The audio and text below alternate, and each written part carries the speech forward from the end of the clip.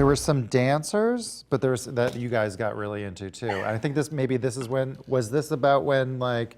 This is when I lost full attractiveness right here. Give me a little bounce. Gross. I know. Are they really? Wait a minute. What the hell? Oh my God. What is happening? Simone and myself we got very close. Like, she's like a sister. I was calling her my sister on the show. Yeah. She was coming to me and be like, oh my God, Tanner's dancing with these girls and it's making me look like an idiot. Do what you want, but just don't do it in front of her. You're gonna hurt her feelings, because Simone's a little sweetheart. So I kind of had Simone's back on that one. I know you did. But I asked for permission. And I didn't know he asked for permission because Simone didn't tell me that. If I went up and did it, yeah, that's an asshole. I was thinking about if I should dance with her. Should I? No. Damn, girl. Let me go dance with her. And I was like, oh yeah, you go and do that, Tanner. And I was like, you know I'm kidding, right? Because you know how women get flack for saying, oh, you go do that when they actually don't mean it. And I was literally like, yeah, go do it. And I was like, no, Tanner, you know I'm kidding, right? And he's like, well, I'm going. You can't do that with men. They don't understand. That's why I told him. That's why I told him, no, rather not. And he's like, I'm going and whatever. And I was like, okay. Then I felt some type of way about it. And I was like, you know I get to be a bit emotional sometimes. So let me just go and ask other voices of reason. And I came to you and Brian. And Brian was like, well, do you see me dancing with anyone? And I was like, oh, okay, thank you. And then I speak to Tanner about it later. And I'm like, Tanner, you know, it's not really cool like when you go and do that. And he's like, well, I'm not going to change my behavior for you. So I was like, oh, okay, that's fine. I'm not going to argue with you about this. Like, I already know like what's happening now. Like, bye, Felicia. So I stopped talking to him for a while. I just left him. I was like, okay, whatever. Like, I can't argue with someone that's trying to convert my saying you being disrespectful into me being insecure, you know?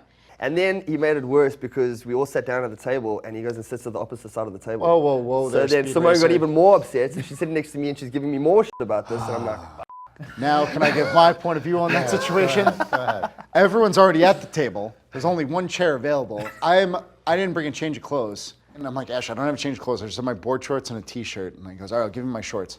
Ash wears maybe a 28. I'm a 34. So I'm putting on these little stripper shorts. I couldn't button them or zip them. And I don't wear underwear. So it's like, all right, I'm out and about. And I have the shirt on. And I come to the table, finally. It's the only seat that's available. As soon as I sit down, why aren't you sitting next to Simone? I was like, well, why didn't you guys fucking save a seat for me next to Simone? I'm taking the only seat that's available. It was just a mess. I was like, this is not what it's supposed to be like when people are just having fun. Like, gosh. I don't know how he just like didn't see that one for coming. Like, see it like in front of him being like, there might be a time where I'm at a beach club and there'll be other sexy women there. And I've just hooked up with this woman several times. Well, Kevin, that's life, bro. I've worked on motor yacht Valor. It's my 3rd year. I know this boat. I've worked on this boat with 3 different chefs. Kevin's the first chef that has been like with the downstairs fridge. This is my fridge. Just because it's empty, it's because I've made it empty. The same with your fridge upstairs. You've got plenty of room up there, but it's crammed full of just crap. It's just my space, that's all I'm saying. No, it's a fridge. And to be honest, I just kind of fucking snapped.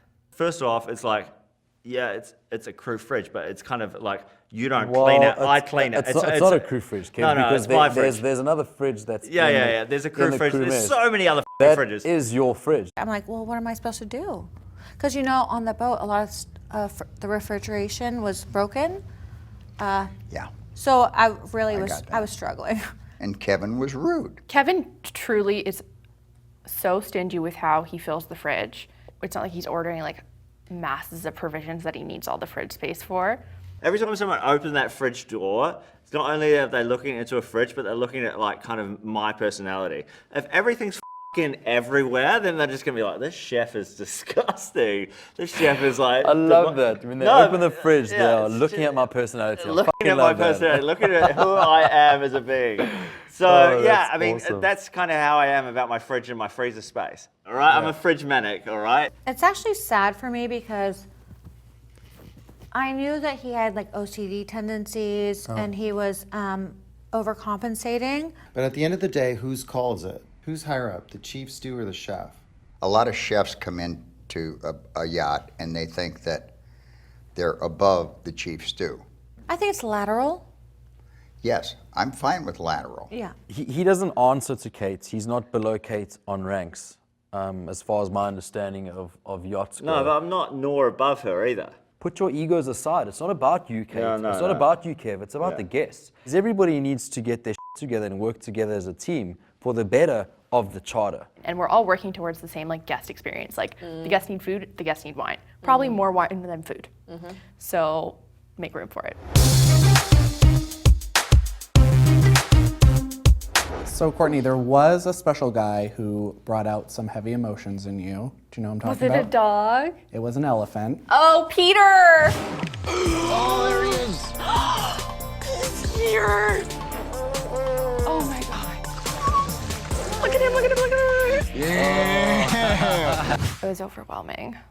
I've wanted to be an elephant my whole life. People tell me that they're my spirit animal. Oh, really? And like Peter's little eyeballs, like he was just the best. He's like a giant puppy, and I love puppies, so it's like a giant puppy that's happy to see you. I have this elephant like wrapping his trunk around me, and like we're going underwater, and I'm like grabbing his head and stuff, and you see the joy on him and like the joy on me. We're just like, wow, very synergetic, and just I loved it so much. And when we were done, everyone was so happy. I was wrestling a baby elephant in this big mud pit, and you're just nonstop smiling. So they had this big sand pits and stuff, and you see the baby elephants running up to the top and then just rolling off, yes, that was rolling sick. off and like cannonballing into a pool, and like you see them running back up to do it again. It's like, holy Yeah, that shit, was they're pretty just cool. playing. They're little kids, like you're watching these little kids play with their elephants. Wow. Yeah. Did you not see any elephants in Thailand? No, They weren't that cool. I think elephants are cool. It was like I was in Jurassic Park. I felt like it was an animatronic. It was their eyeballs, or eyelashes. They're so large. I think it was also just good for crew morale, for all of us to just go out and have fun and to not worry about the boat, to not worry about guests and the stresses of the boat, to just wind down. Oh, that was a sad time for me. I know. had We were FOMO just because talking I was about it. injured, so I couldn't get into the water, and that's where you interact with all the elephants. And I actually never have met an elephant so up close before. So when everyone was doing that, I felt pretty shitty. I felt bad for him too, but I mean, it was the most surreal experience of my life. I've never felt more like, other than being on like mushrooms or something, I've never felt more out of my body. Wow. And like just so happy. It was one of the happiest moments of my life. And Simone, how was it for you? Yeah, it was nice. I was just getting wet all the time. So not super into it? I enjoyed being around the elephants. That's It was pretty insane. I just felt bad, like,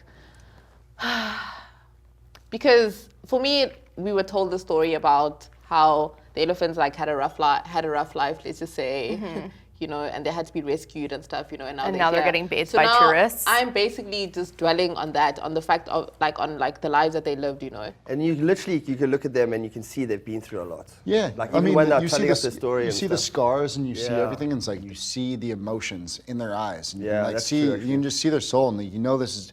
But you stand next to them and you're putting your hands on them and feeding them.